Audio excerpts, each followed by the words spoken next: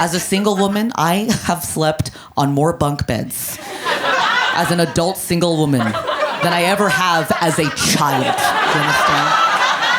I'm a grown woman with self-respect, and you want me to climb a little ladder to reach my slumber? I have to engage my core at 10 p.m.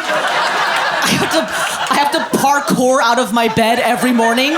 On my vacation, I'm just Spider-Man all over Palm Springs. I took off work for this, dude. There's nothing more exciting to a white woman than being pregnant with a child that isn't white. That's why 100% of them are on TikTok.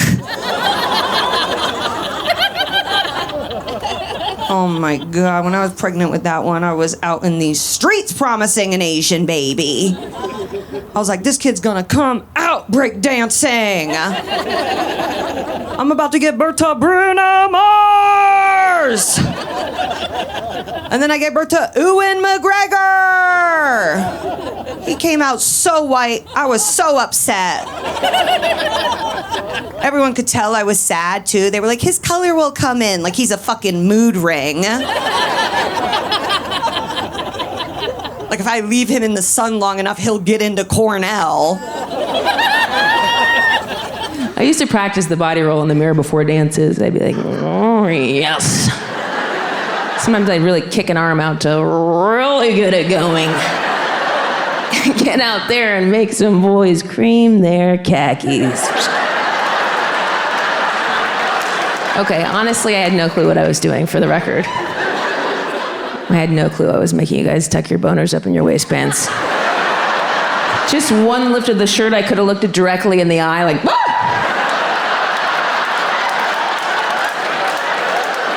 Late apology from me. I'm sorry. I'll type it up in the notes app, post it later. I'm getting tired of the way companies advertise to women. There's this thing called femertizing, where they put a feminist lean to commercials to sell more stuff. And it works sometimes. But the way they're doing it now keeps getting weirder and farther away from the product. Because they want to tug at our, like, feminist heartstrings. So they're essentially like, you enjoy being girl, right?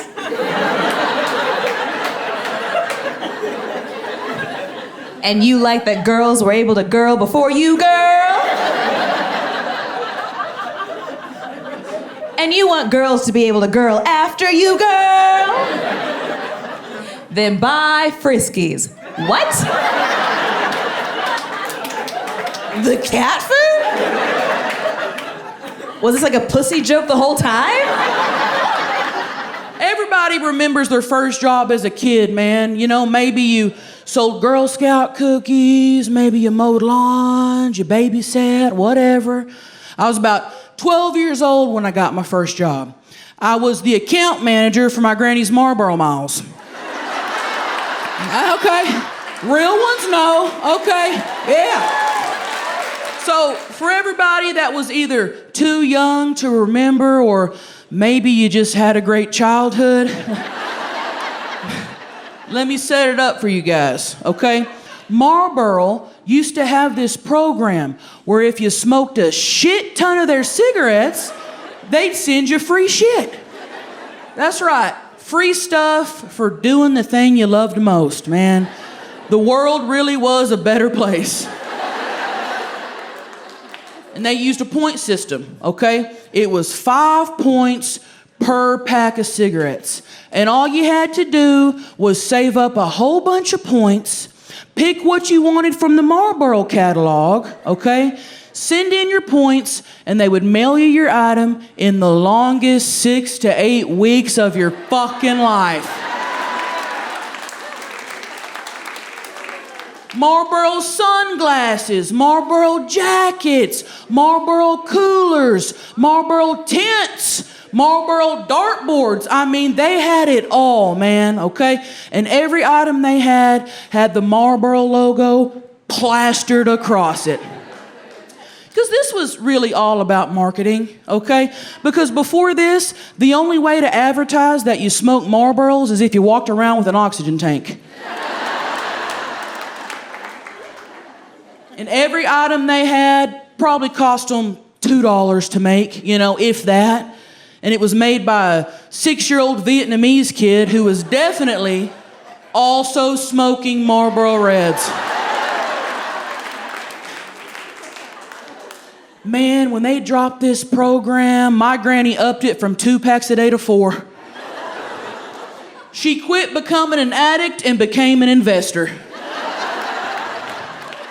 And she had her eyes set on the biggest prize in that catalog, the Marlboro bicycle. Because nothing screams a healthy lifestyle like chain smoking while riding a bike. And y'all, the bicycle was 16,000 points. Now let's do a little math here, okay? That equals 3,200 packs of cigarettes. And let's say in the late 90s, early 2000s, I'm just lowballing here. Let's say a pack of cigarettes was $2. That equals $6,400 in cash. You could buy a Chevy S10 for $6,400 in 1998.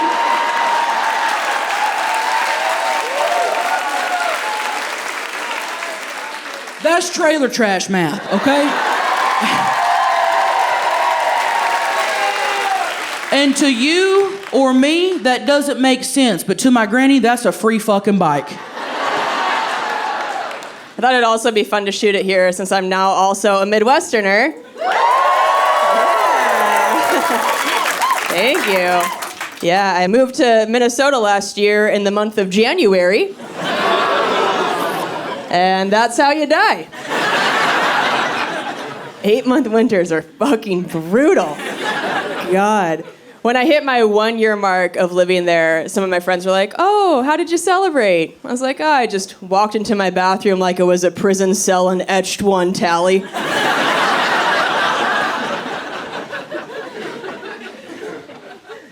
I did learn a lot by moving there then. I learned that God forbid you try using a bidet there in the winter. That water feels like local anesthesia. Did not feel my beehole for 5 months. It's such a weird state. Right when I moved there, I turned on the TV and there were commercials for vacations to Alaska. And that's when I knew I fucked up. I was like, oh, these are broken people. If Alaska is their Cancun.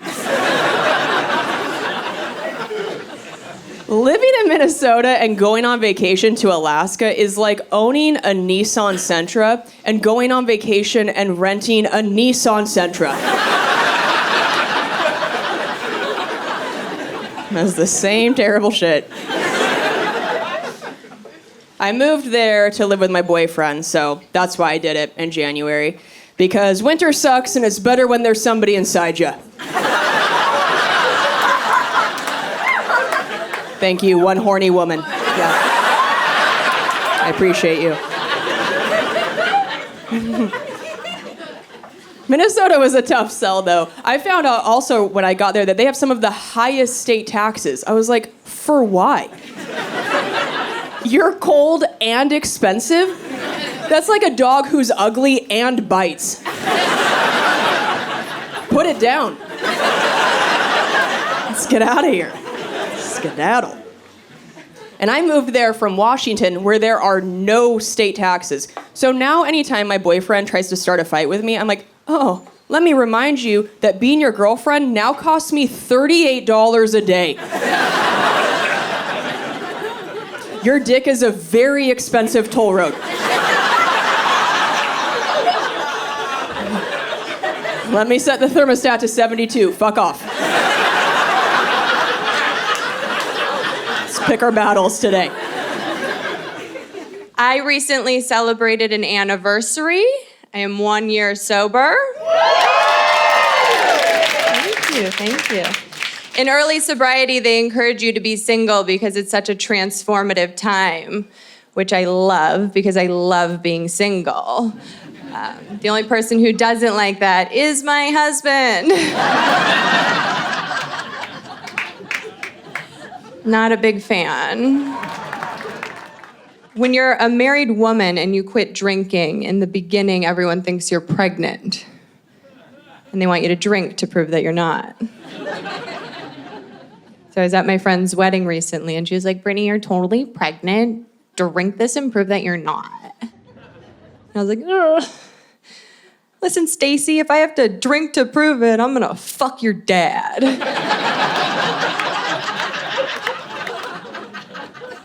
Get that Mai Tai out of my face unless you want to call me mommy.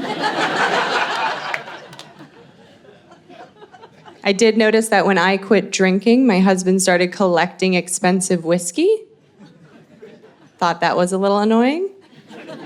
So I was like, babe, how come when I quit drinking, you started collecting whiskey? And he was like, I have been trying to collect it the whole time.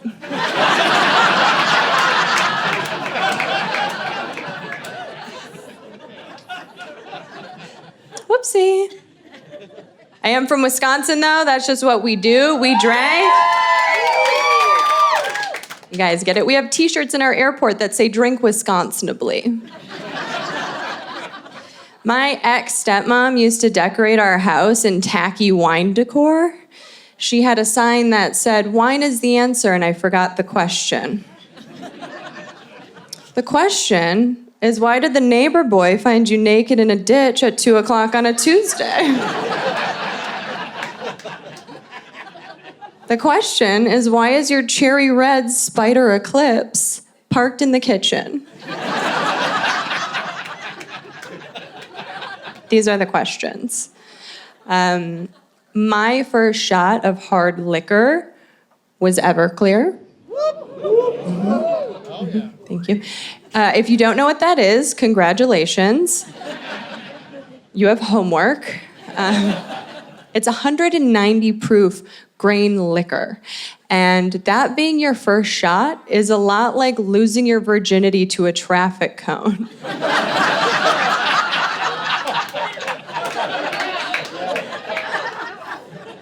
Everything else is smooth sailing. My signature move when I drank was I used to send nudes the way Bed Bath & Beyond sends coupons.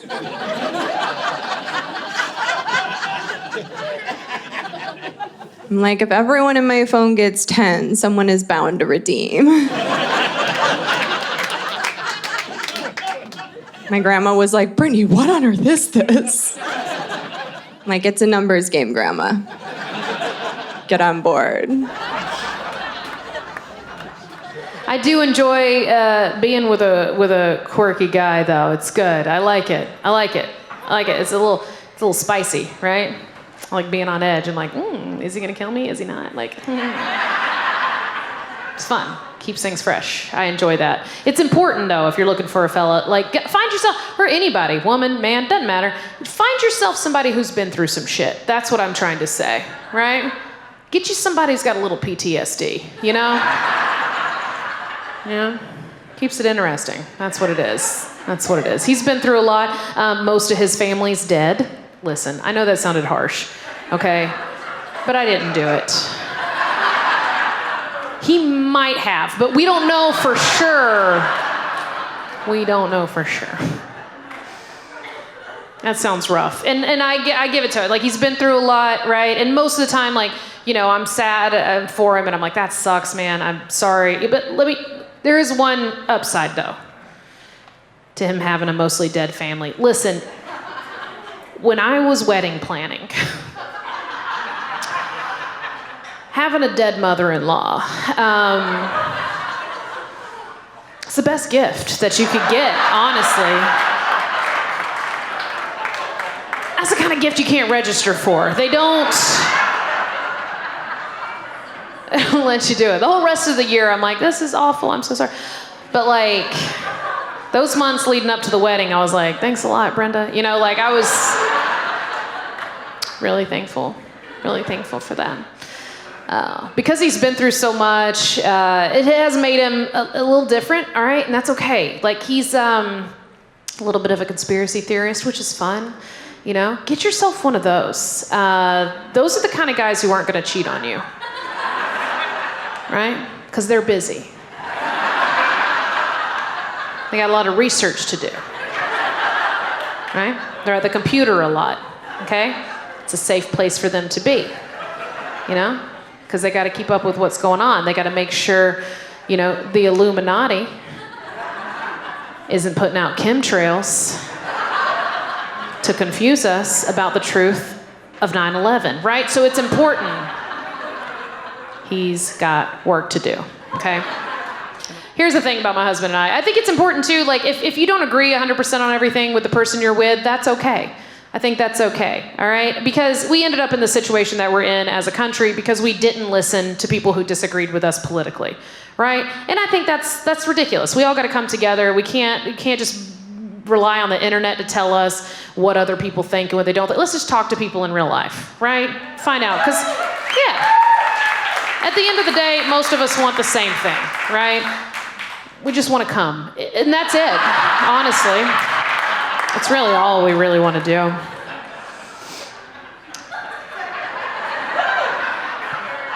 What else is the point? The whole staff is raising the roof. It's a great throwback reference. Love that. I don't know. It's important to be with somebody and at least spend time with people who don't 100% agree with you because you'll learn a lot from that. Like, for instance, I know I'm not in the right town for this, but y'all, I'm a registered Democrat, all right? I'm an NPR sustainer. And listen, I read. So there's things that I do. My husband, he gets all his news from YouTube, and that's cool. That's cool. But here's the important thing. This is where we come together. This is where we share values, and that's what you got to find in other people. And he and I realized that, we share an important value, and that is the importance of him going down on me. And that is what brought us together, honestly. And he's great at it. He's amazing. Like, he acts like it's on the food pyramid, right? Like it's something that he needs to get in regularly, right? It's somewhere there near like dairy and legumes. Like it's somewhere in there. He's like, I just got to get it in. I love that. And sometimes, y'all, when I'm riding his face, I'm like, you know what? Ron Paul did have some good ideas, so you're not wrong.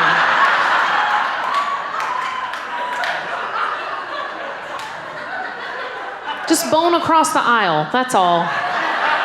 That's how we're gonna bring this country together. There we go. Thank you. We have a very interesting relationship. I know some people are like, oh, that's crazy. You talk a lot of shit. We are super fucking happy. We're great. And here's the best way that I would describe the two of us together in a relationship. We're kind of like, we're like the movie E.T. Have y'all seen E.T.? You're familiar, right? Some people are too young. You don't remember E.T., but I feel like I'm Elliot and he's E.T. Like, that's what I feel like, right? Like, one day I was wandering around outside and I saw I saw some commotion coming from a shed and a light coming out. And I was like, what's in there? Because I'm white, so I'm like, let's open this up. And then I opened the door and there he is. And he's just like, huh. He's terrified, right? He's like, I just got here. He's like, where am I? Where's my family? And I'm like, you're adorable. You come with me, bud. We're gonna get you inside. We're gonna dress you up to fit in with everybody else. We're gonna put you in some clothes that match. Come on. Come with me. You like beer? Let's do this. All right. And I had some Reese's Pieces on me, and I just used those. I was like, here, follow these inside. Come on. Let's get you indoors, see if you can eat some pussy. We're gonna get you in there. Come on.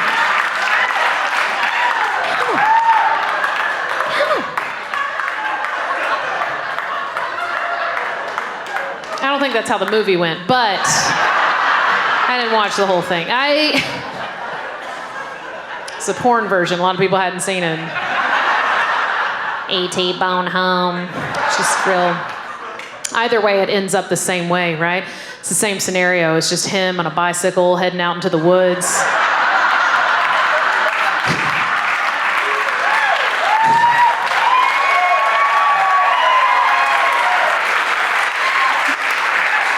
Thinking the FBI's out to get him.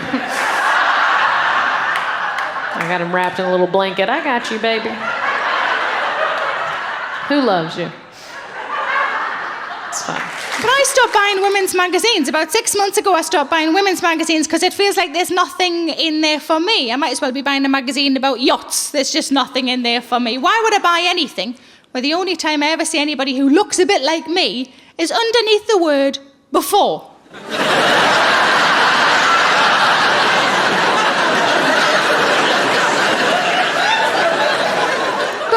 Magazines always maintain that they're about improving women's lives, and it's bullshit because they never tell you just to see your friends more often or to read more books. It's always the physical things that we're supposed to do to ourselves, and the list of those things is quite ridiculous.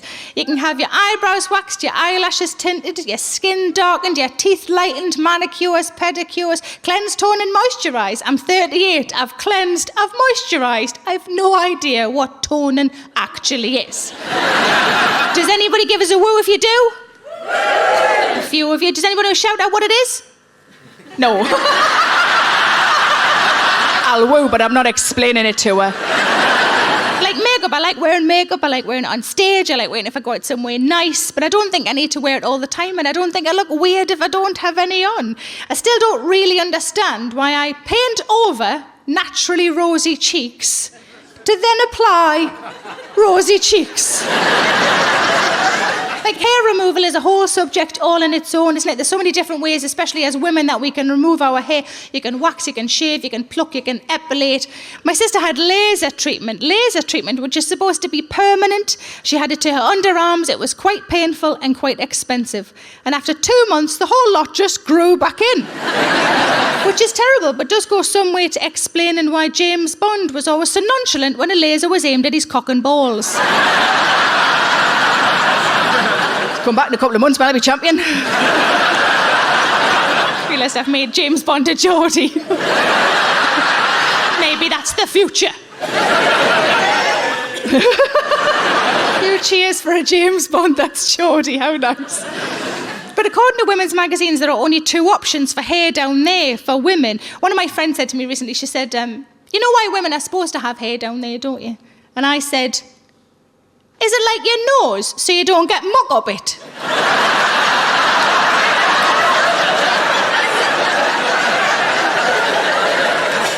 And she said, no. She said, women are supposed to have hair down there so that nature knows where your reproductive bits are. I said, why does nature need to know? Surely as long as me fella's got a rough idea. Why do all the deers and the rabbits need to know? Well, maybe the rabbits.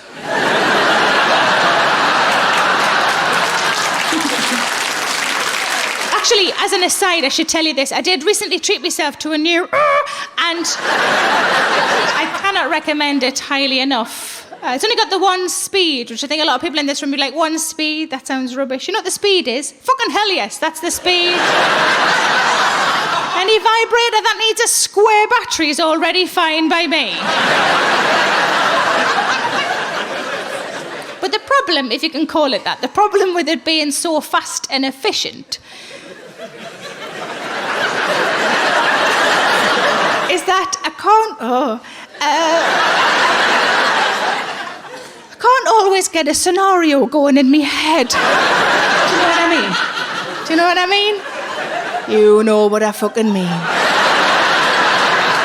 Because normally I'd be like this. Not out loud, I don't do it out loud. I'm just doing it for you. But normally I'd be like this. He walks in the room. He's wearing a suit. I like him to have a job. There's nothing wrong with that. But with the new one, it's much more like this. There's a knock at the door. Done.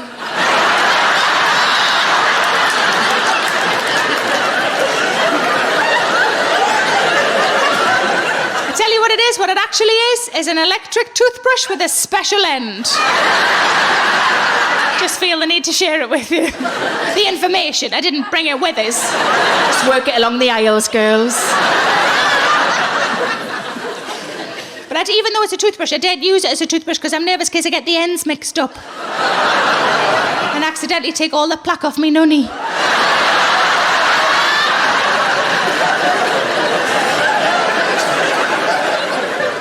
But according to women's magazines, there are only 2 options for hair down there for women. The options are all off or most off. Give us a cheer if you think all off is the way to go.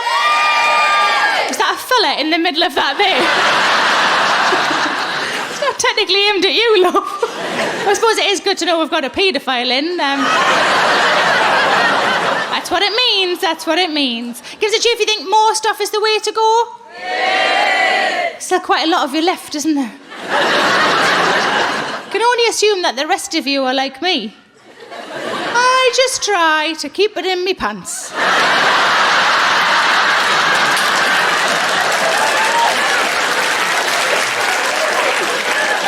Even if sometimes that involves tucking it in.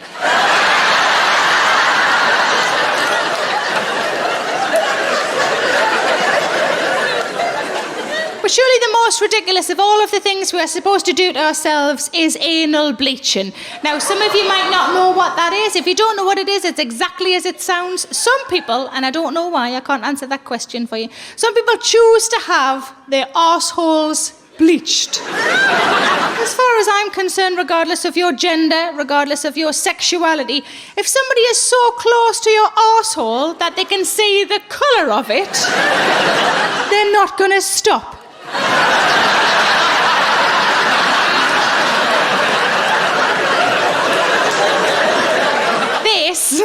This is never going to happen. Smack! Smack!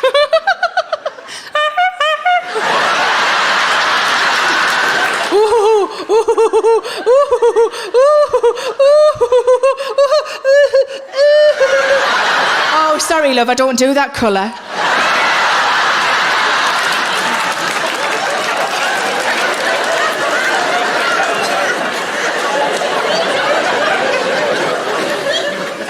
It's warm now, isn't it?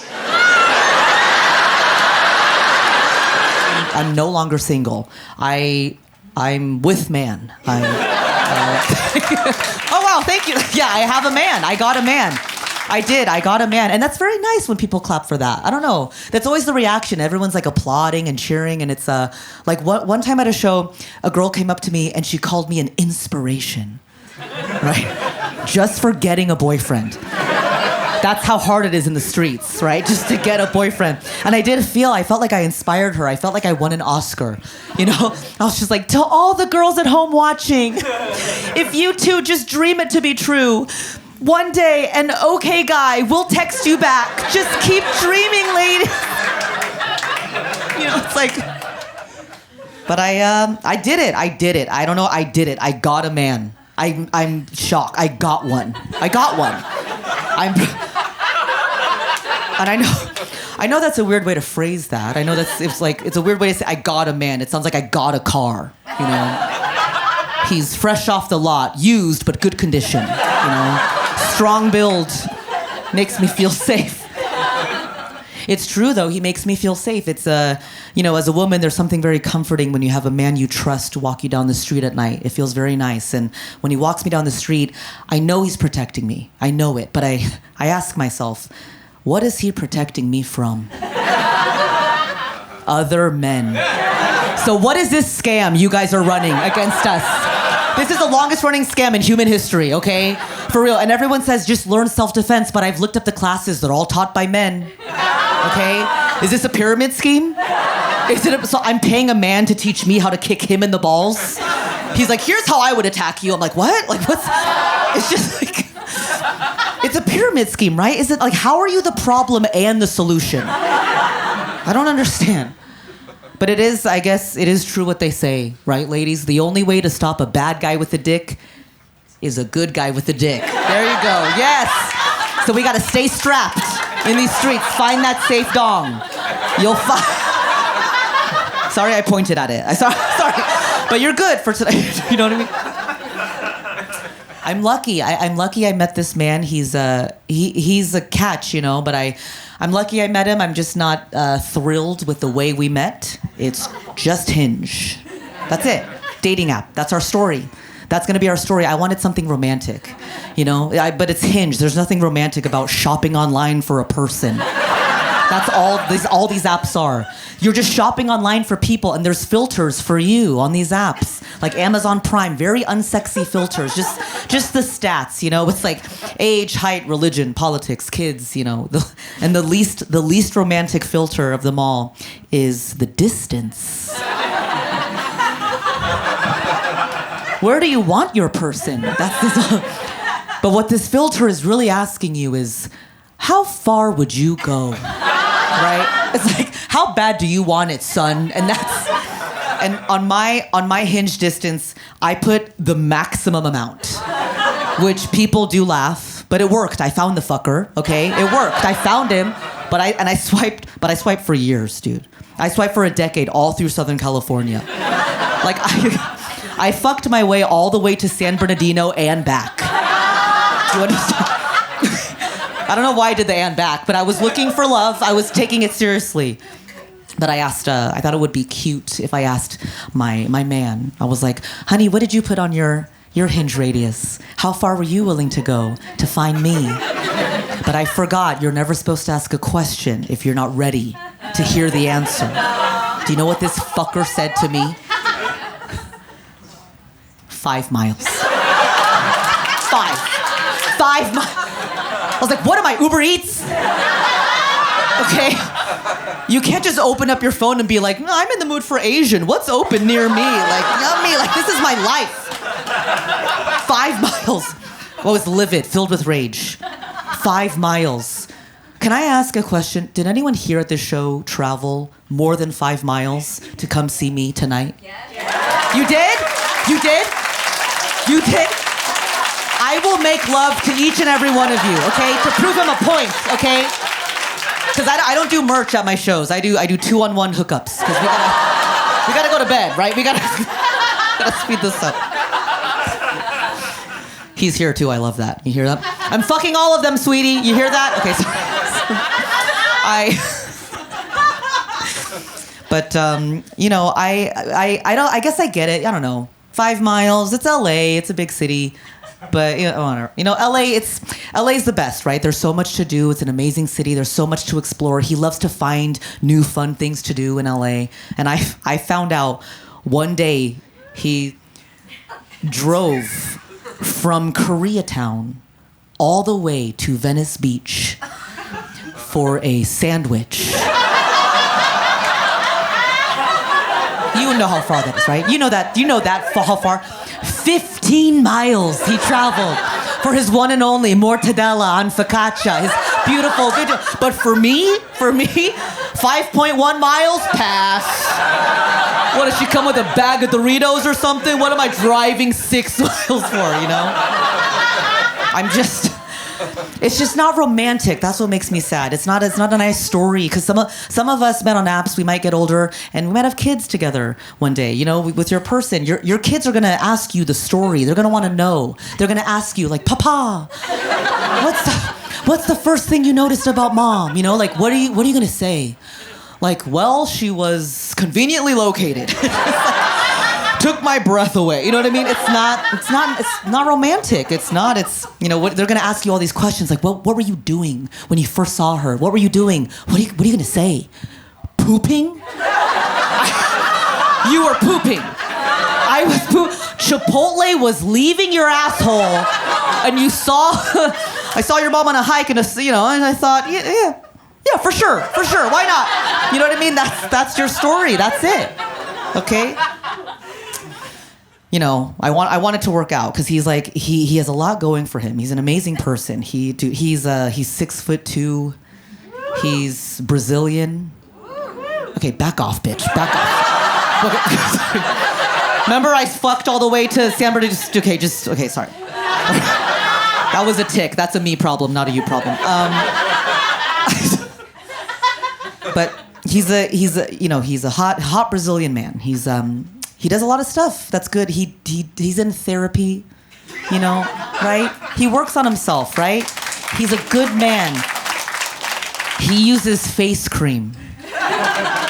He does that. He does that on his own, you know. I never taught him that. Okay, he does that on his own. When I went to his bathroom, I saw all this Neutrogena for the first time. I was like, who is this moist king? I cannot lose him. I can't lose him, and he's slippery, right? He's slippery. So when he runs, I'm fucked. He's so creamy. I love to rub him. He's so silky smooth. I love rubbing him. He's so soft.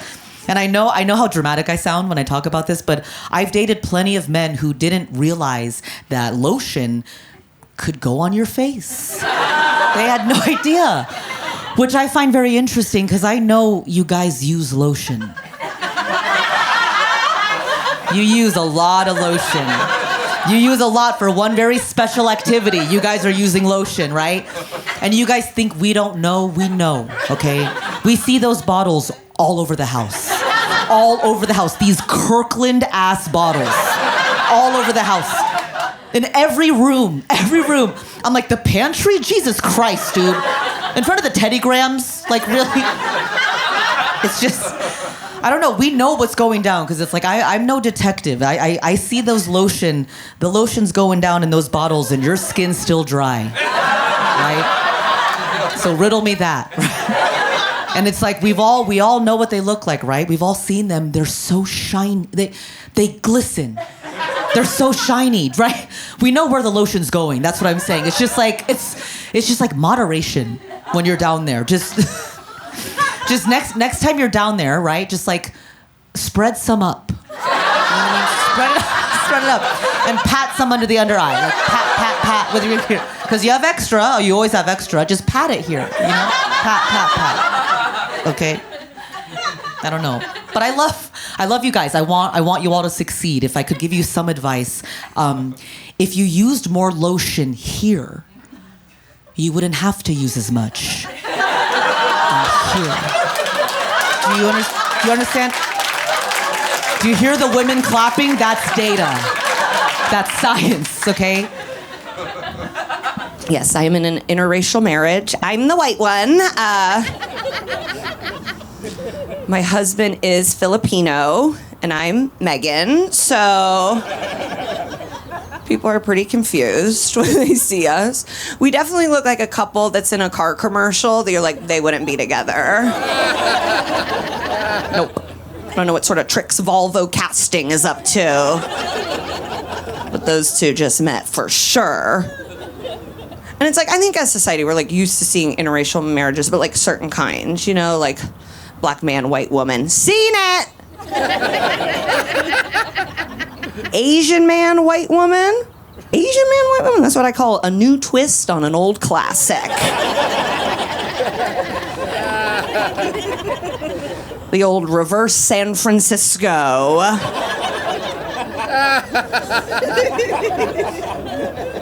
And he's like hella Filipino. He drives a Nissan Cube. Yeah. Don't all try and have sex with him at once, okay?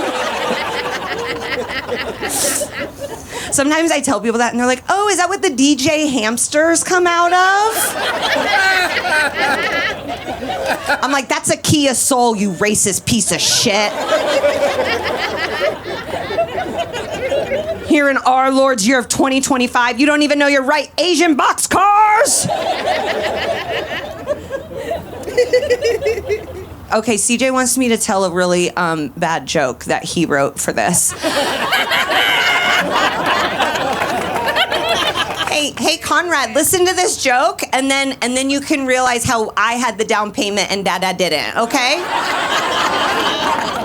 Okay, so if you're worried, it's fine. We can have... This is CJ's joke. I have to preface that. It's not good. If you're worried, it's totally fine. We can have Conrad on screen. He's in bag. Babies Actor Guild. That's a great joke.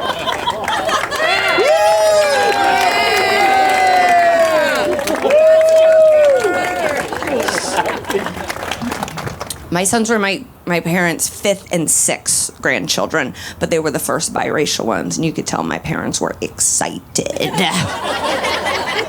Ooh, they had 4 whiteys. They were like, get your cracker asses in the back. It's time to spice up this Christmas card.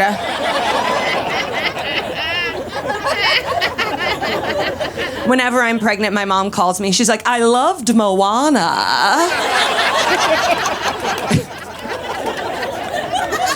I'm like, that's not even the right PI. That's Pacific Islander. Ooh, is that a full moon? Yeah. Freaky. Yeah. I want one of you to have sex in my house tonight. Because it's certainly not gonna be me.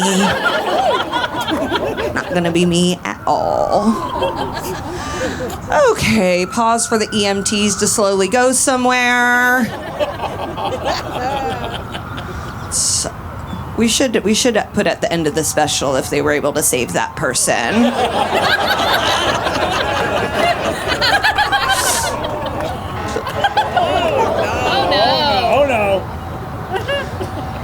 Ooh, maybe they're coming up here. I love firemen. I love firemen so much. Every time I see them at the grocery store, I'm like, oh, okay. Oh, yeah, red peppers. They're doing good work. They're doing good work. Okay, no cops are going. Someone's gonna live. There's nothing more exciting to a white woman than being pregnant with a child that isn't white. That's why 100% of them are on TikTok. Oh my God, when I was pregnant with that one, I was out in these streets promising an Asian baby. I was like, this kid's gonna come out breakdancing. I'm about to give birth to Bruno Mars. And then I gave birth to Ewan McGregor. He came out so white, I was so upset. Everyone could tell I was sad too. They were like, his color will come in, like he's a fucking mood ring. Like if I leave him in the sun long enough, he'll get into Cornell. I do feel bad for my husband for like fill in the blank reasons. I was definitely hotter when we got together. I got really like hot for our wedding. Yeah, that's a rule we've created. Like, you gotta get in the best shape of your life to fuck the same person. A person who is financially and emotionally invested in you. Eating you full bush. You must lose 17 pounds or else. It's like, why? Because my uncles are gonna be there?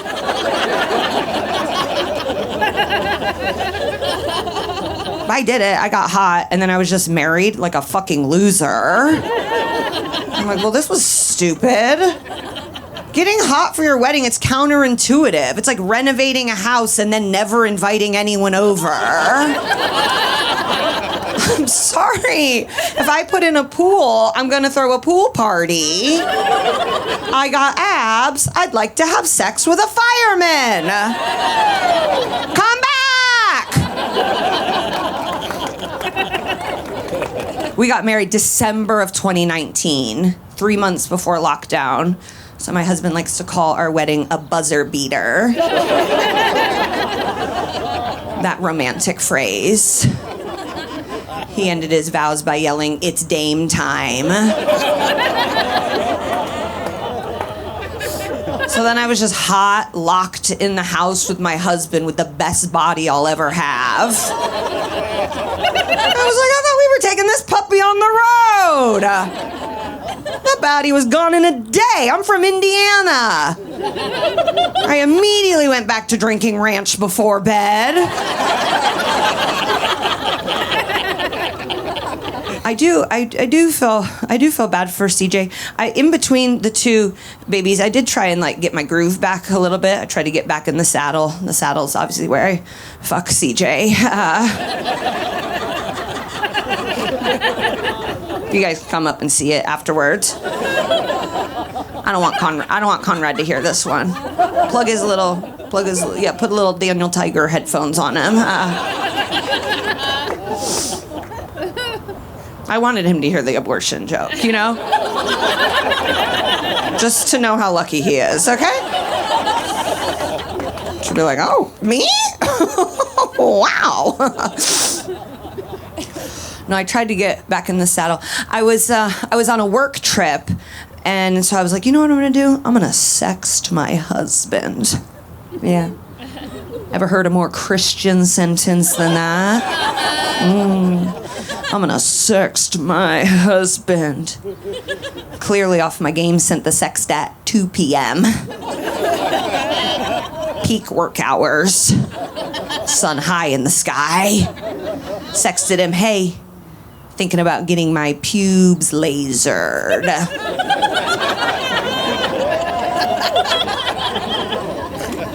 Pretty good married sext. He replied, whatever makes you happy.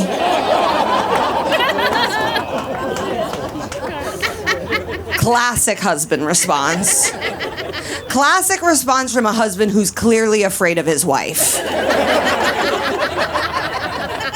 I could text him and be like, let's rob a bank. And he's like, will you be nice to me? Could we have a pleasant dinner?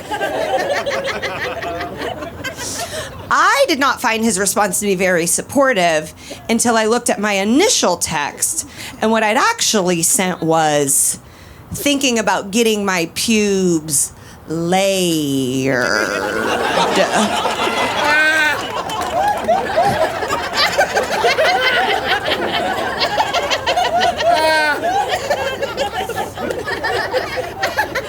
Certainly not what I meant.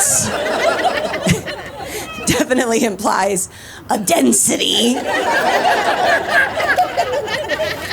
that we would need to move to a tiered base pube, like ancient Incan farmers. And then in retrospect, his response was actually very supportive. For him to be like, I have no idea what you're talking about. But baby, if you come home with the Rachel, he's hyping himself up. He's like, I will move a side bang to go down on my bride.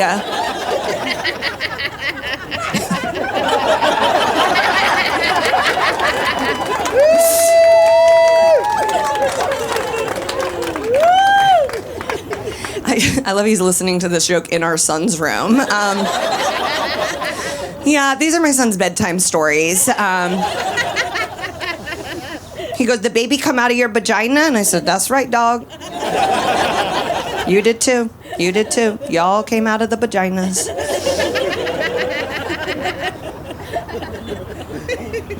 I honestly did not know if I was going to have a second kid. I was very torn, no pun intended. And so I just started like asking random people. Like I was getting a tarot card reading in a bus. Yeah, you're not the only ones that get freaky. I was like, should I have a second kid? She was like, that's not what this is for. This is like, what should I wear this summer? You know? I'm like, what should I do with my uterus? So then I just started like asking random people. I was just asking totally random people that I saw have like a ton of kids. I was like, should I have a second kid? And everyone I asked said yes. And I was like, well, that can't be right. Like, and then I realized I was only asking rich people. Can't do that. Can't ask rich people advice on anything, especially child rearing. You know, you'll ask a rich person like, should I have another kid? They're like, do it!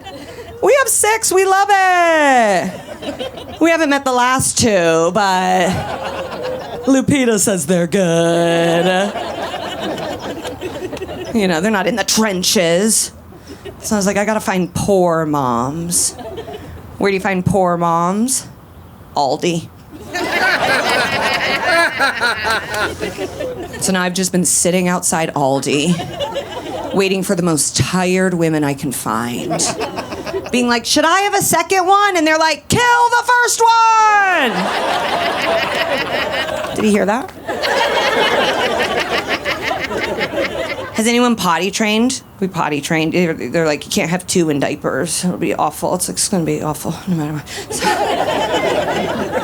So we did the oh crap method. You did oh crap? Is that bitch here? The bitch that wrote oh crap here. Because fuck you, Allison. I did not appreciate your tone. Oh crap says you got to get your kid completely naked for 3 days and then let them piss and shit all over your house.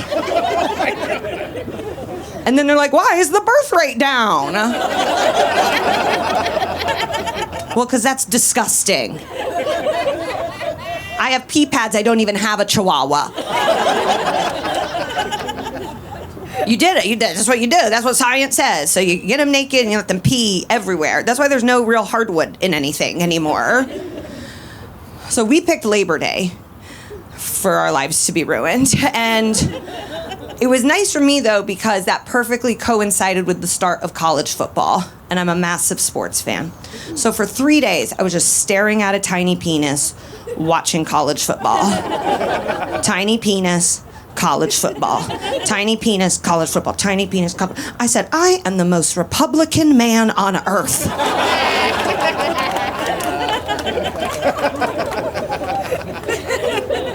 I call potty training Ted Cruz.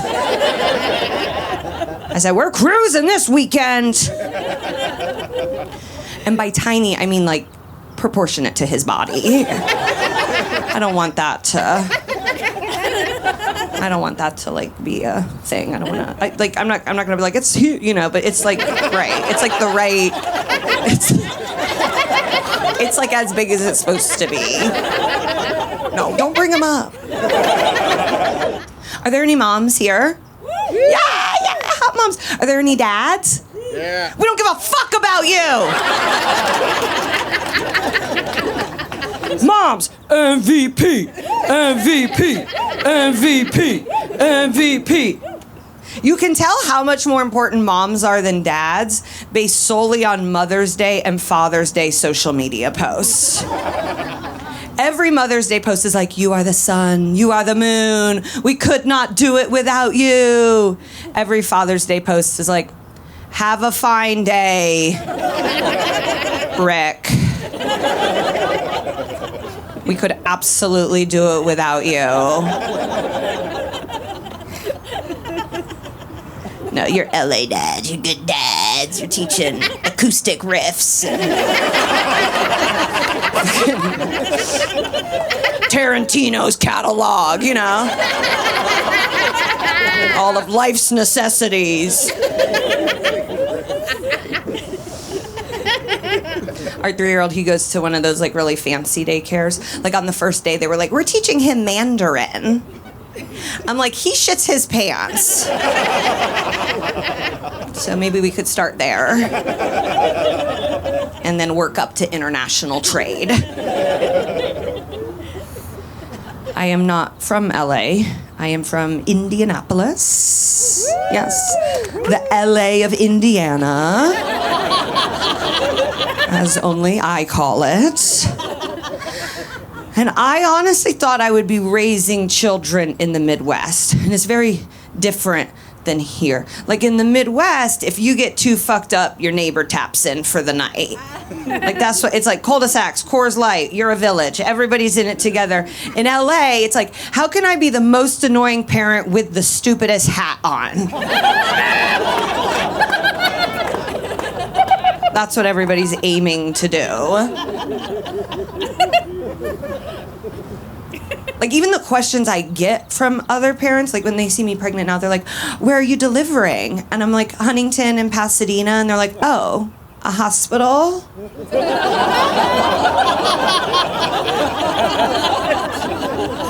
They're like, I delivered at home. And I'm like, oh, you should be in jail. What? That's insane. Why did you do that? Were you on house arrest? Are you being punished? It's always like the crunchiest people, too. People that you're like, I wouldn't even use a spoon at your house. Let alone have a medical procedure done. I'm like, do you own? They're like, we rent. I'm like, ah! Did they burn it down after? They're like, yeah, we just popped a used tub that a bunch of other people have had their fluids in, right in the living room. Disgusting sickos. And then they'll be like, well, did you at least have a natural birth? They love to ask that. Did you have a natural birth? I'm like, yeah. Natural in the sense I ripped front to back. Hoo.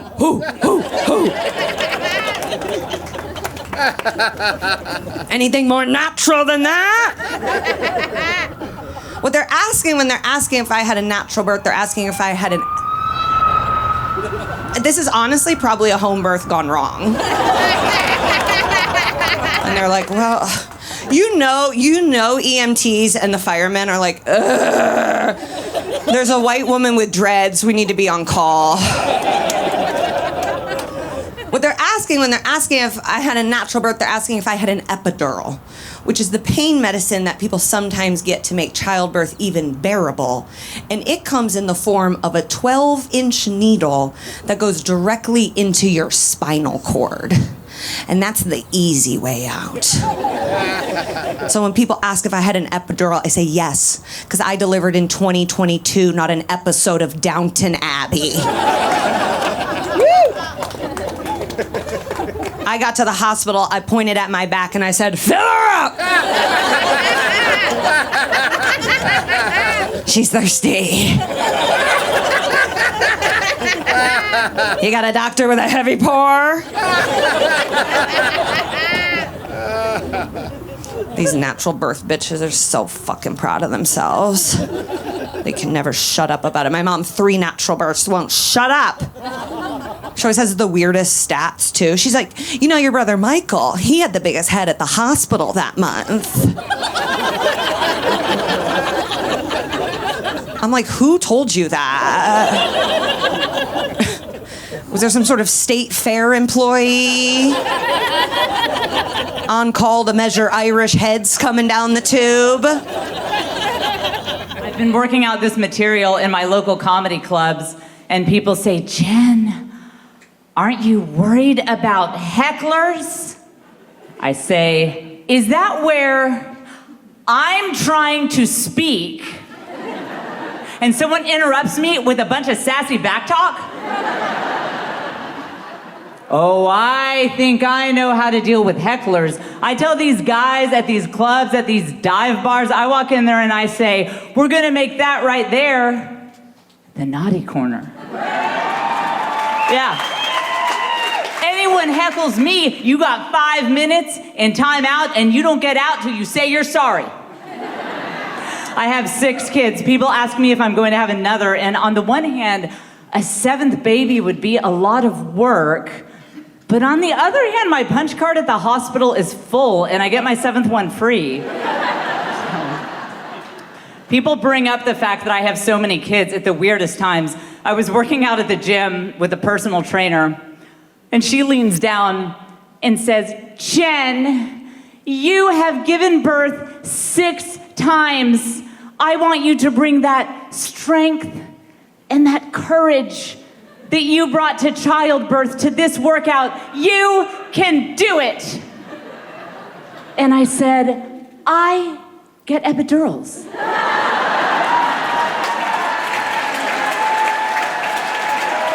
I don't know what she was imagining my childbirth experiences are like. When my last kid was born, I was scrolling Instagram. I found out the baby arrived because the doctor sent me a DM. It's crazy having so many kids. You get asked all these questions. Like, people always ask me, Jen, don't you want to try natural childbirth? They never ask you that for any other medical procedure. Like, if someone's going like, I've got an impacted tooth and they have to extract it, nobody's like, are you doing it naturally? Imagine if people use this as a way to brag, like, I'm having my appendix out this weekend, but no drugs for me. I want to breathe through it. I want to be awake when it comes out. We had 6 babies in 8 years, no twins. I'll take that. I earned that. Thank you also for the people who just gasped silently. But when we would tell people about baby showers, they'd be like, this is not supposed to be an annual tradition. We ran out of stuff for baby registries. For my 5th kid, I registered at Sephora. My 6th was at the liquor store. When you have your 6th baby, you don't need another baby walker. You need Johnny Walker. One of the things you have to get used to when you have a baby is the way other women will talk to it. So your sister-in-law will lean over to your baby and say, oh, you don't have a hat, do you? You're cold, aren't you? Your mommy forgot your hat because she spends too much time on that phone, doesn't she? So the way you handle that is you turn right back to that baby and you say, we're not gonna listen to Auntie Meg, are we? Why not? Because all her children smoke weed, don't they? Yes, they do. Yes, they do. Parenting is so hard. I have had to Google things like how to handle classroom bullying, what to do if your kid's teacher has an anger management issue. Oh. Other than that, homeschooling is going pretty well.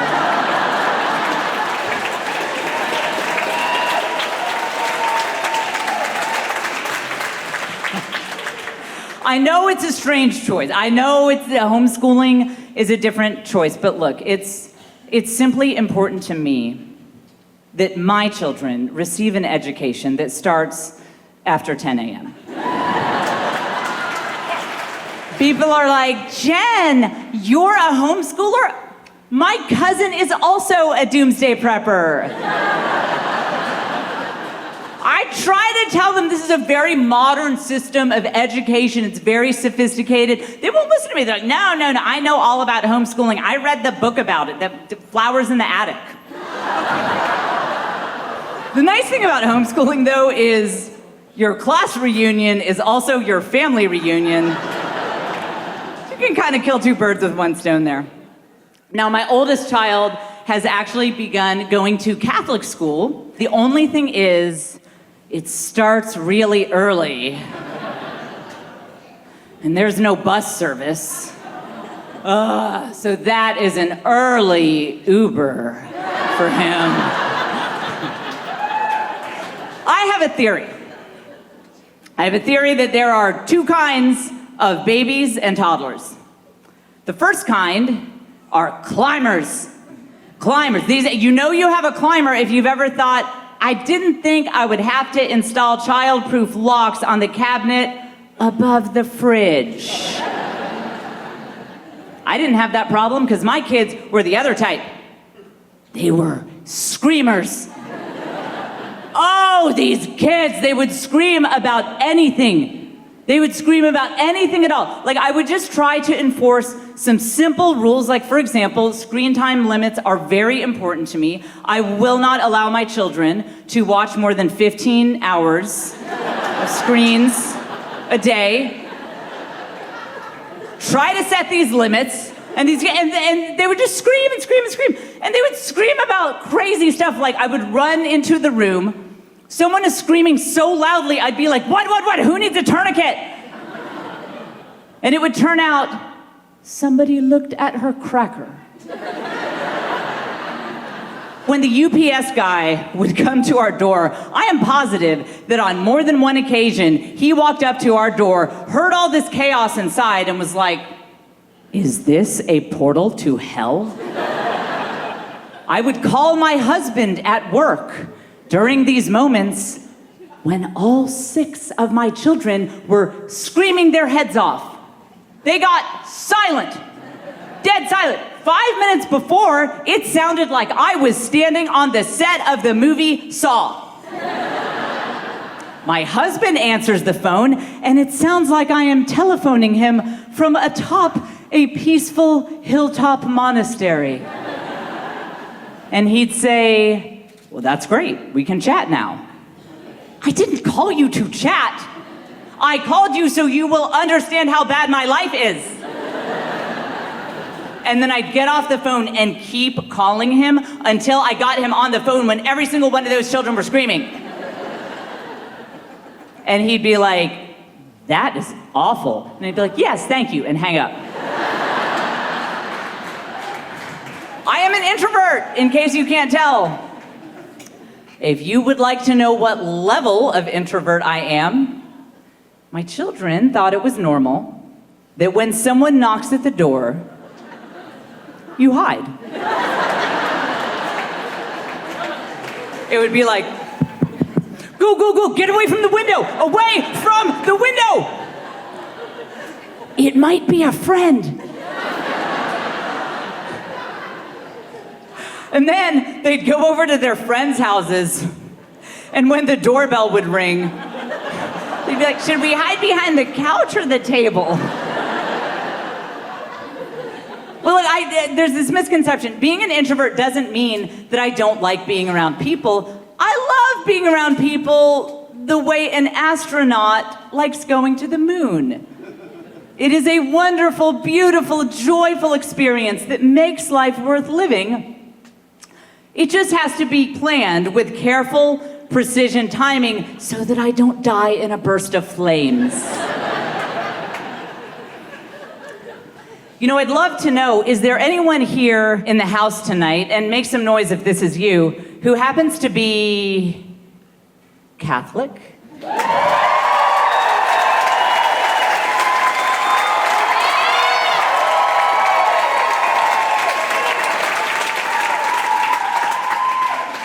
I was a lifelong atheist before I became Catholic. And when people hear that I chose to join the Roman Catholic Church, they're like, why? And that's just the Catholics. I used to have all of these stereotypes that Catholics curse and they drink and they're irresponsible with family planning. And now I am those stereotypes. And so are you guys, evidently. You know, the culture around us sometimes doesn't like Catholicism. You know when they realize they need us? When their houses are haunted.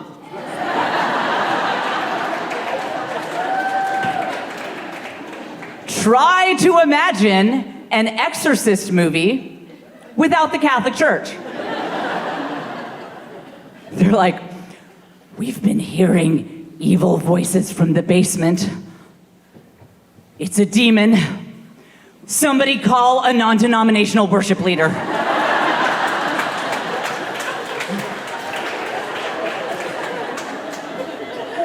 Only a Unitarian can save us now.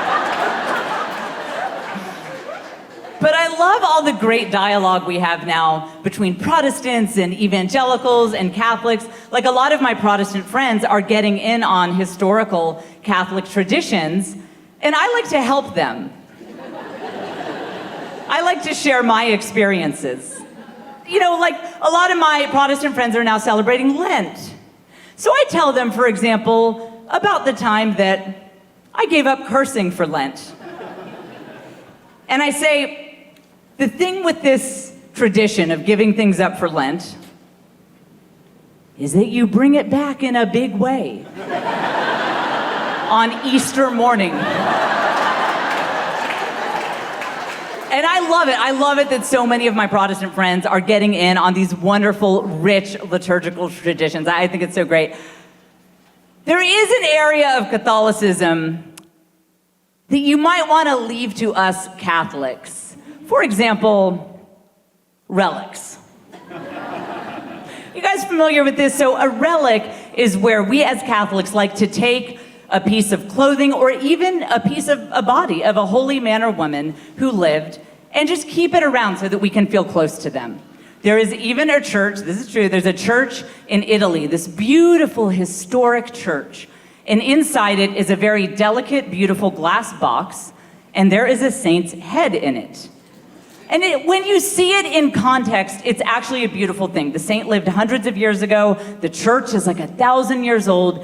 And when you see it in the grand scheme of this ornate cathedral, you realize that it's a beautiful thing.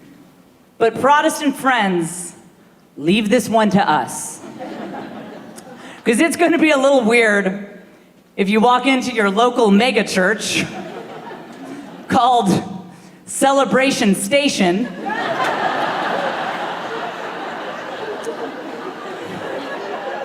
And there's a glass box with a guy's head in it. That's Pastor Cody. He was great.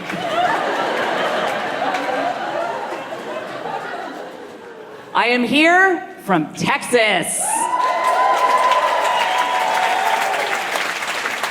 Thank you. It's a great nation.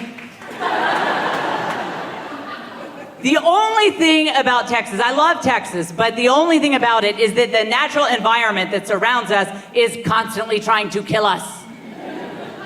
Like my house is full of scorpions. Now, they're not that big, and when you get stung, it's not really that much worse than a wasp sting.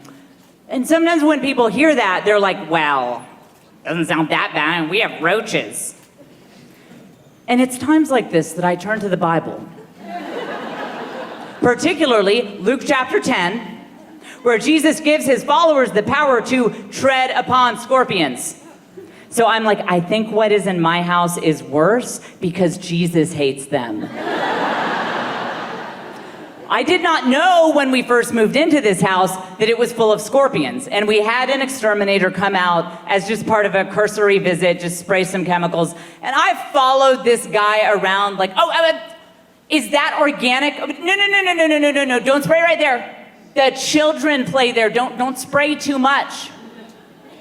And then, one night when I was just about to turn out my bedside lamp, I saw a scorpion crawling right toward my bed. The exterminator was back at 6 o'clock in the morning the next day, and he said, ma'am, would you like to upgrade to our platinum package? I said, I want your Chernobyl package. These scorpions will show up in the craziest places. One time I sent a kid to the naughty corner, and she got stung there. It's not funny, but...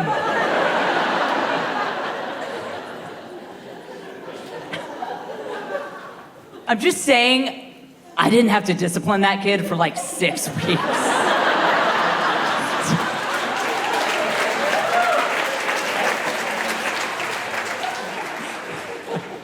We also have rattlesnakes in our yard. And a friend of mine was like, Jen, if you see a rattlesnake, don't kill it, rehome it. I was like, that is a great idea. I will rehome it into a belt. I sometimes fantasize about moving somewhere else, maybe Chicago.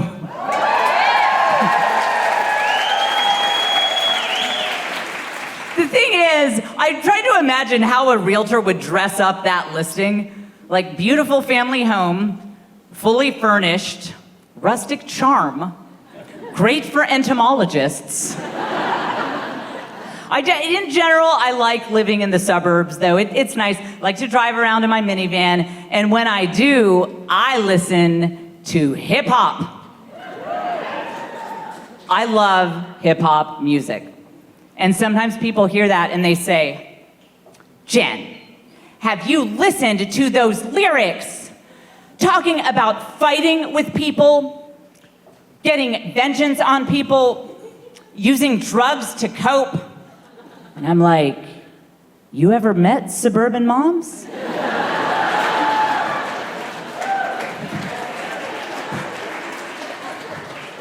I hear Lil Wayne saying things like, you front on me, I step to you. You play this game, it's over for you. And I'm like, was he at Michelle's bunko group?